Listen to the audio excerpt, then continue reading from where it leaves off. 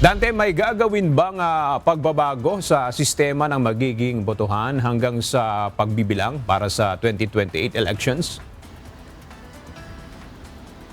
Magandang tanghali, Aga. Sa ngayon ay wala pang na-discuss ang COMELEC na specifics o mga partikular na mga pagbabago sa darating na 2028 elections. Pero ang nasisiguro natin, Aga, ito ay automated elections sapagkat mayroong umiiral na batas na automated ang isang national na halalan. Maaga ang ginagawang paghahanda ng Commission on Elections o COMELEC para sa inaabangang 2028 presidential elections.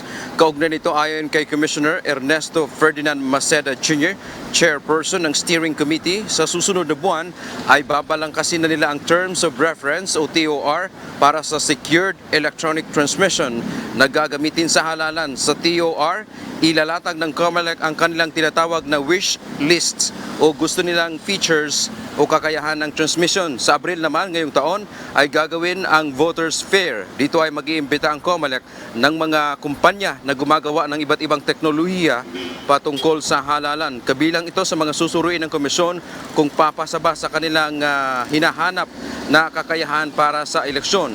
Ginawa na ito ng COMELEC noong 2022 elections. Ito ay paghahanda na rin sa gagawin ng COMELEC na public bidding na magagamiting makina sa halalan. Samantala, kasama rin sa paghahanda ng COMELEC ang paalala sa pagsuri sa mga posibleng tatakbo, lalo na sa matataas na posisyon.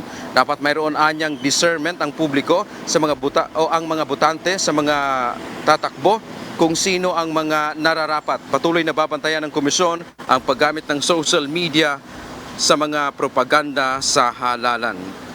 Aga, aminado ang COMELEC na napakalaking papel ng social media dahil lalo na ngayon ay hindi natin malalaman kung sino ba ang nagsasabi ng totoo, lalo na kung papalapit na ang eleksyon, kung saan inaasahan natin na magiging mainit ang talakayan o debate sa social media. Yan man ang ating update mula dito sa Maynila. Balik sa iyo, Aga. Maraming salamat, Dante Amento.